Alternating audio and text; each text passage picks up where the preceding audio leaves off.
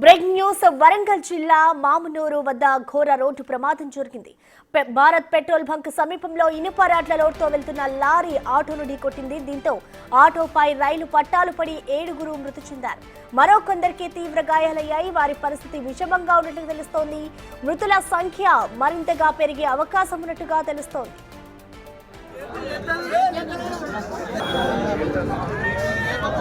అంతే ఎక్కడి నుంచి వచ్చింది?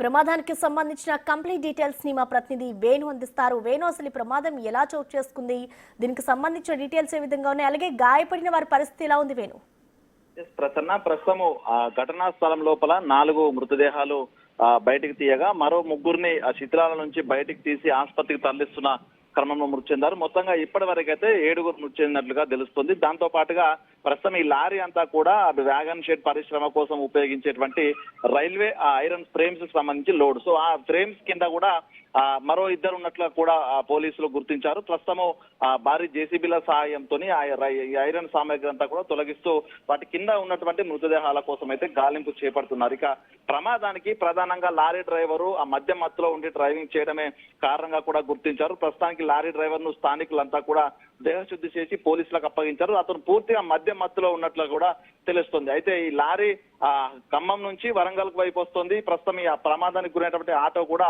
వర్ధనపేట నుంచి వరంగల్ కు వస్తుంది. అందులో పనిముట్లు, వ్యవసాయ పనిముట్లు చేసుకొని సంచార జీవితం గడిపేటువంటి 2 కుటుంబాలకు సంబంధించినటువంటి వ్యక్తులు ఉన్నట్లుగా తెలుస్తుంది. వాళ్ళంతా కూడా మామ్నూరు పెట్రోల్ బంకు దాటిన తర్వాత వెనుక నుంచి అతివేగంతో వచ్చినటువంటి ఈ ఐరన్ లోడ్ తో వస్తున్న లారీ ఢీకొట్టి సడన్ బ్రేక్ వేయడంతో అందులో ఉన్నటువంటి ఐరన్ ఫ్రేమ్స్ అన్ని కూడా ఆటోపై పూర్తిగా పడిపోయాయి. దీంతో నుజ్జు ఆటోలో ఉన్నటువంటి వ్యక్తులంతా కూడా అక్కడనే చనిపోయిన పరిస్థితి కనిపిస్తా ఉంది. సో ఇదే ఆ లారీ డ్రైవర్ కూడా వర్ధనపేట నుంచి వచ్చే క్రమంలో పంతిని వద్ద యూరియా బస్తాలు తీసుకెళ్తున్న ఒక ఆటోను కూడా మొదటగా ఢీకొట్టని తెలుస్తుంది. ఆటో ప్రమాదం తుటిలో తప్పి రోడ్డు సైడ్ కి వెళ్లిపోవడంతో అక్కడ ప్రమాదం తప్పింది. కానీ మామ్నూరు వద్ద ఏకంగా ఆటోను ఢీకొట్టడంతో పూర్తిగా ఆటోలో ఉన్నటువంటి వ్యక్తులంతా కూడా ప్రస్తుతం మరణించేట్లా తెలుస్తుంది. అయితే ఆ 2 ఐరన్ ఫ్రేమ్స్ కింద ఉన్న 2ని పూర్తిగా ఫ్రేమ్స్ తొలగించి చూస్తే వాళ్ళు కూడా చనిపోయారా లేదా అనే విషయం కూడా తెలిసే అవకాశం అయితే కనిపిస్తుంది. ఏదేమైనా కూడా ఇది ఒక భారీ ప్రమాదం. దాదాపు 2 కుటుంబాలకు సంబంధించిన 9 మంది ఒకే ప్రమాదంలో చనిపోవడం కూడా అత్యంత విషాదకరం. ఇక